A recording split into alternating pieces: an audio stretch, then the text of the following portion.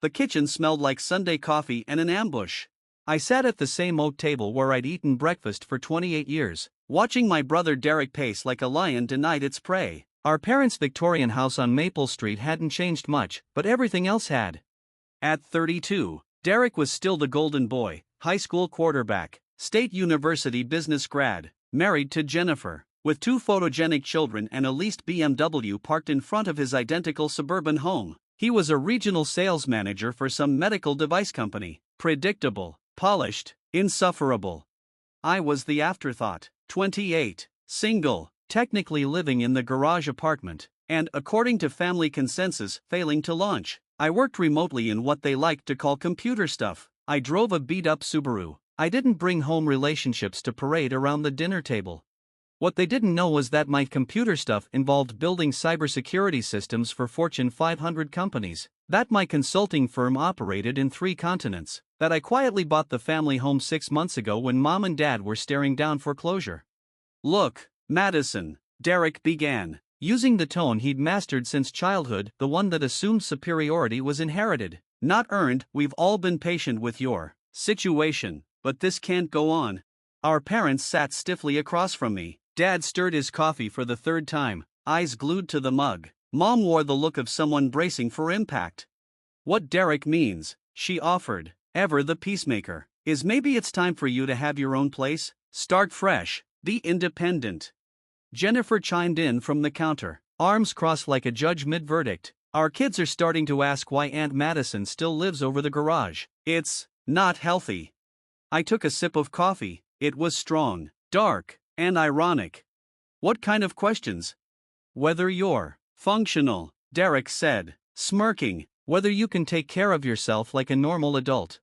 The kitchen went quiet, save for the antique wall clock ticking like a countdown. I glanced out the window. The garden Mom still tended, the garage where Dad tinkered with his old Mustang, the oak tree where Derek and I once built a treehouse. This house held every season of our family story. And it belonged to me now. "I see," I said calmly, "and you've all been discussing this behind my back?" "4 months, Derek said. "Mom and Dad are too kind to say it, but your living here is uncomfortable." Dad finally looked up. "Madison, honey, no one's throwing you out. We just think it's time you flew on your own." "I have been," I said, "you just never noticed." Derek snorted. "Flying? You sit around in pajamas all day working on laptops. When was the last time you even dated someone? My personal life is none of your business." "When it reflects on the family, it is," Jennifer snapped. "The kids' friends think you're some kind of hermit. It's embarrassing." I reached for my briefcase beside the chair and unlatched it slowly. "So you want me gone?" "By Monday," Derek said, emboldened. "That gives you a week to find a place. Mom and Dad have been more than generous." He smirked, the same smug expression I'd seen on his face since we were kids. They agreed. "You're out." I opened the briefcase and pulled out a manila folder, thick with documents. "That's interesting," I said, placing it on the table, "because I have something here that might change the schedule." Mom blinked. "What is that?" I slid the deed across the table. "Clean, official, unmistakable. It's the property deed, transferred to me on March 15th of last year." Silence fell hard. Derek's smirk faltered. Jennifer straightened up. Mom's hand flew to her collarbone in shock. Dad turned ghost white. "What?" Dad asked. "You and Mom signed it," I said, pointing to their names at the bottom. "Remember, after the 3rd missed mortgage payment?" Derek snatched the deed with shaking hands, scanning it like he expected to find invisible ink revealing a joke. "This can't be real.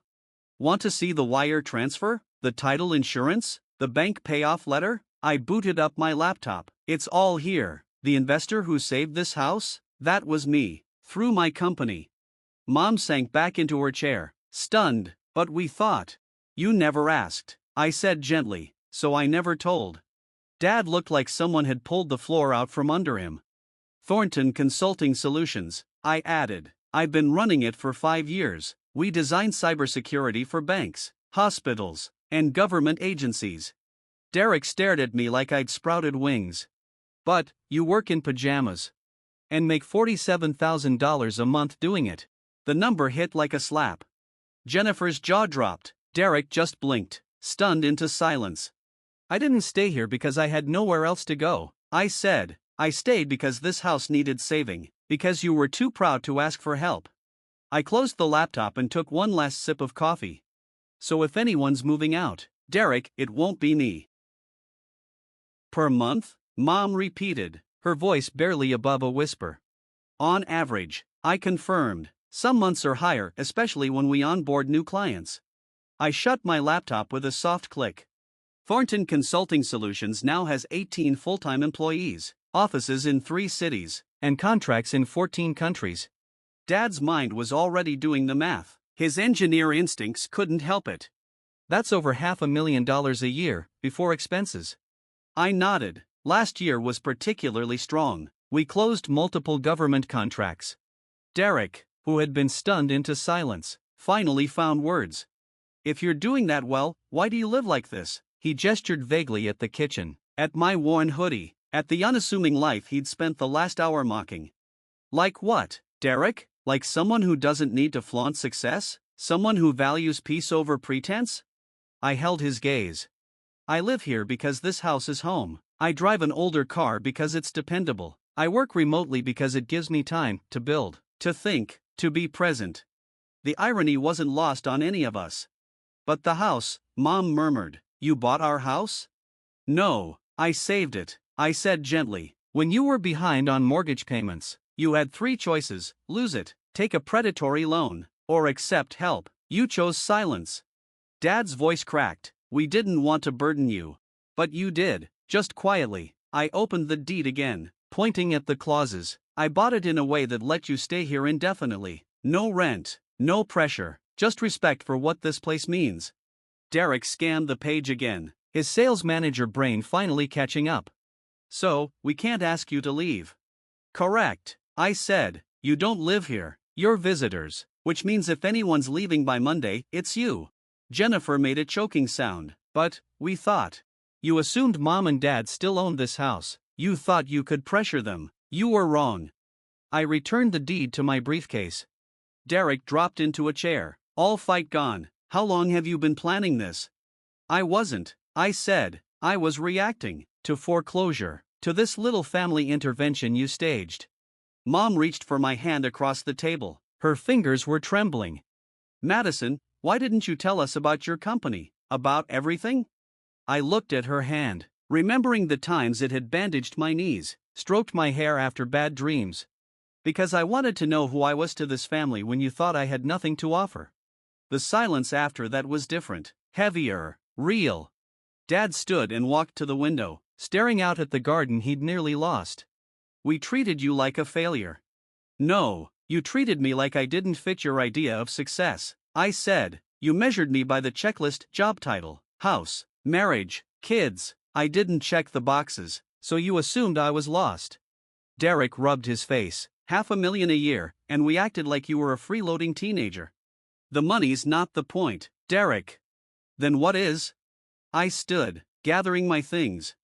The point is, you never asked about my work, my goals, whether I was happy. You just decided I was broken and tried to fix me.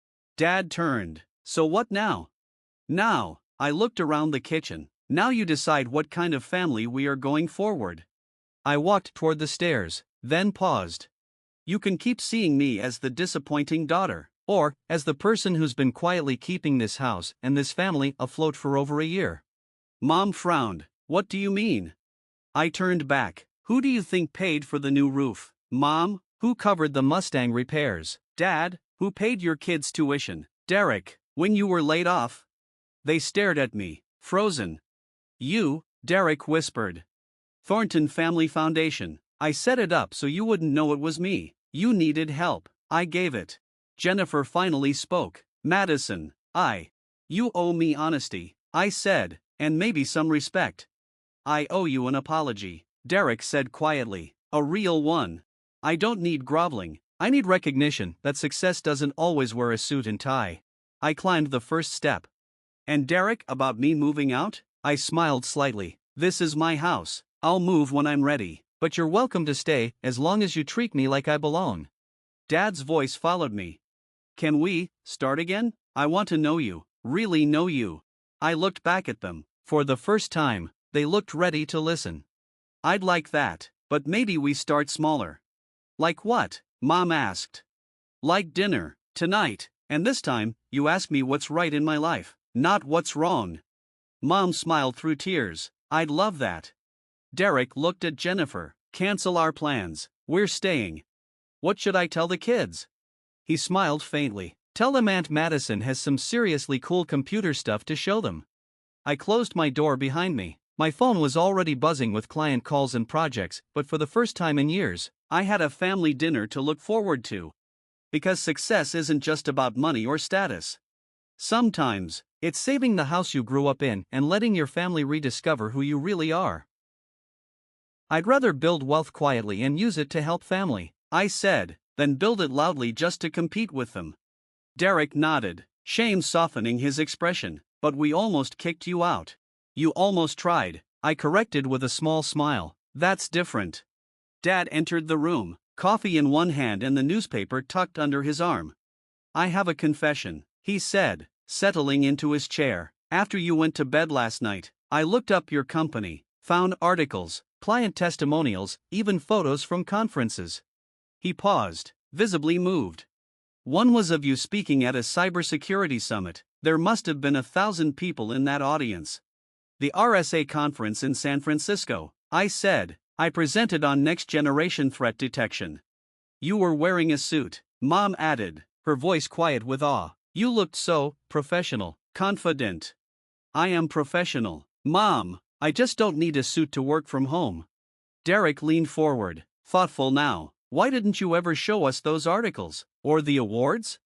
Because I didn't want my value to be tied to achievements, I said. I wanted you to see me for who I am, not just for what I do. I wanted you to understand that fulfillment doesn't always look like what you expect. We didn't see it, Dad admitted. We were looking for the wrong signs of success. I reached across the table and placed my hand over his. The beautiful thing about family is, it's never too late to start seeing each other clearly. Just then, Jennifer appeared in the doorway, dressed and composed despite the early hour. I hope I'm not interrupting, she said softly. I wanted to apologize properly for yesterday. Anne, I was wondering if you'd talk to the kids about cybersecurity. They're online constantly, and I think they'd learn a lot from you. I'd love to, I said, though fair warning, they might find out Aunt Madison is a lot cooler than they thought.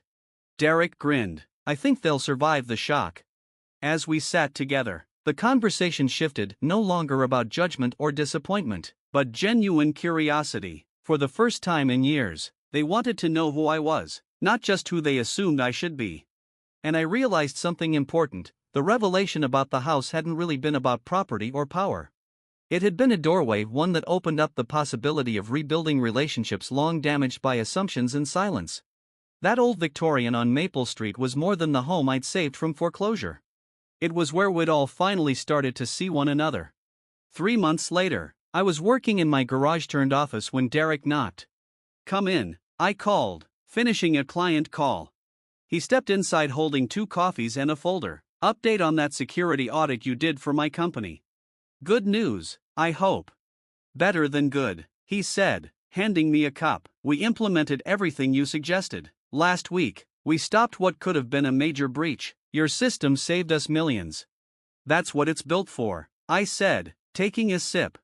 There's more, he added, opening the folder. Our CEO was so impressed. He wants to recommend you to our parent company. They operate in 12 countries and need a cybersecurity firm that understands international compliance.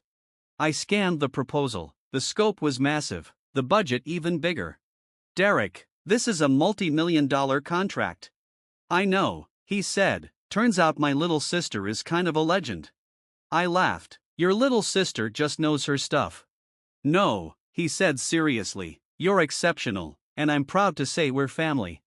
Out the window, I could see Mom tending the garden, Dad tinkering with his Mustang, and Derek's kids running across the same lawn we once played on as kids. Yes, the house was still mine. But now, it felt like it belonged to all of us in the way it was always meant to, not as territory to fight over, but as a foundation to grow from. Thank you, I said quietly. For what? For asking the right questions. He smiled. And thank you, for being patient enough to answer them. Sometimes, the best revenge isn't proving people wrong, it's giving them the chance to realize they were wrong about what mattered. And the greatest victory? Being seen and valued for who you've always been. The house on Maple Street had been in our family for 30 years. Now, it would stay for 30 more, protected not by the disappointing daughter, but by the woman they'd finally learned to understand. The woman who was never disappointing at all.